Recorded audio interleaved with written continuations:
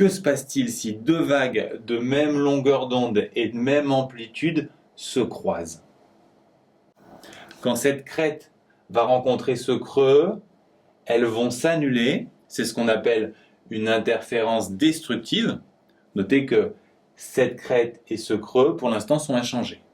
Ensuite, quand les deux ondes vont continuer à s'approcher, les deux crêtes vont se superposer et les deux creux aussi. Si bien qu'on aura une crête 2 fois plus haute et un creux 2 fois plus profond pendant un instant. Et ensuite, elles vont tout simplement se séparer. Quand crête et creux se superposent, on appelle ça une interférence constructive. Pour comprendre les interférences d'ondes sonores ou lumineuses, imaginons une source d'ondes périodiques captée par deux récepteurs reliés chacun à un oscillateur. Si les récepteurs sont à la même distance de la source, ils vont capter exactement les mêmes signaux puisqu'ils vont recevoir en même temps les crêtes et les creux. Si on avance un peu le récepteur 2, il va recevoir ce creux un peu avant le récepteur 1 et donc les deux signaux vont un peu se décaler. Mais si on avance le deuxième récepteur d'exactement une longueur d'onde, il va se passer quelque chose de très spécial. En effet, quand le récepteur 1 reçoit une crête, le récepteur 2 va recevoir la suivante. Et de même pour les creux, si bien que les deux signaux seront synchronisés, on dit qu'ils sont en phase, et c'est valable que le décalage fasse une longueur d'onde ou plusieurs. Par contre, si on décale le récepteur 2 d'une demi-longueur d'onde, cette fois, quand le récepteur 1 reçoit une crête, le récepteur 2 reçoit un creux. Et inversement, quand le récepteur 1 reçoit un creux, le récepteur 2 reçoit une crête, si bien que les signaux sont en opposition de phase. C'est également valable quand on se décale d'une demi-longueur d'onde plus un nombre entier de longueurs d'onde. Maintenant, on est prêt à comprendre l'expérience clé de ce cours. On envoie une source lumineuse sur une plaque percée de deux trous, c'est l'expérience Jung, et on se demande la figure qui va apparaître sur l'écran situé derrière la plaque. On se demande d'abord ce qui se passe sur un point situé exactement en face de la source. S'il est en face de la source, la distance du rayon qui passe par le trou du haut et la distance du rayon qui passe par le trou du bas seront exactement égales. Si bien que les rayons seront en phase. Quand une crête arrivera pour le rayon du haut, le bas aussi présentera une crête et de même pour les creux.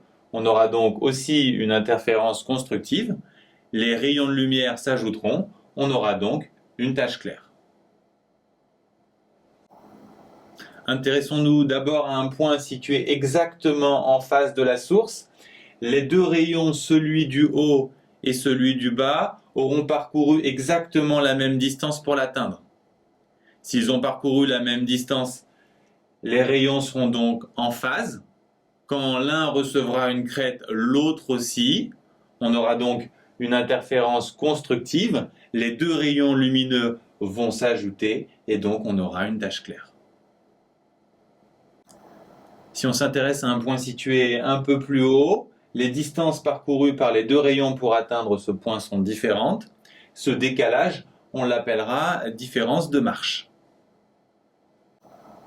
Si cette différence de marche vaut un nombre entier de longueurs d'onde, comme dans l'expérience précédente, les rayons sont en phase. En effet, si l'écran reçoit de ce rayon une crête, il recevra aussi de ce rayon une crête puisque le décalage est d'un nombre entier de longueurs d'onde.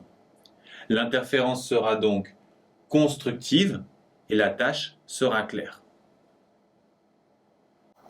Si la différence de marche est égale à une demi-longueur d'onde ou une demi-longueur d'onde plus ou moins un nombre entier de longueurs d'onde, comme dans l'expérience précédente, les rayons seront en opposition de phase.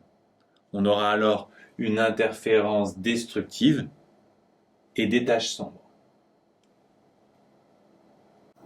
Pour finir, vous devez savoir que la distance entre les milieux de deux taches sombres s'appelle l'interfrange.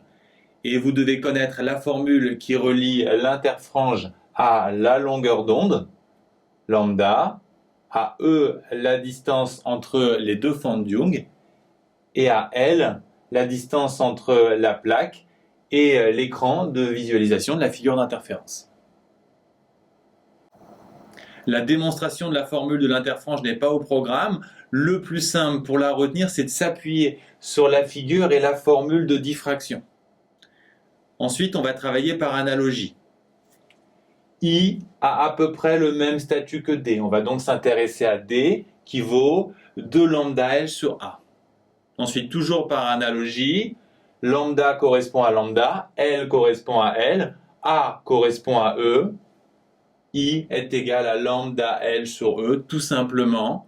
Notez bien que le 2 disparaît. Que retenir? Vous devez d'abord connaître le schéma complet de l'expérience des fentes Young séparées d'une distance E. Vous devez connaître la formule de l'interfrange qu'on vient de présenter, qui se retrouve par analogie avec la formule de diffraction. Vous devez savoir que si la différence de marche est égale à un nombre entier de longueurs d'onde, les rayons sont en phase, les interférences constructives et les tâches claires. Si la différence de marche est égale à une demi-longueur d'onde plus ou moins un nombre entier de longueurs d'onde, les rayons cette fois sont en opposition de phase, les interférences destructives et les tâches sombres.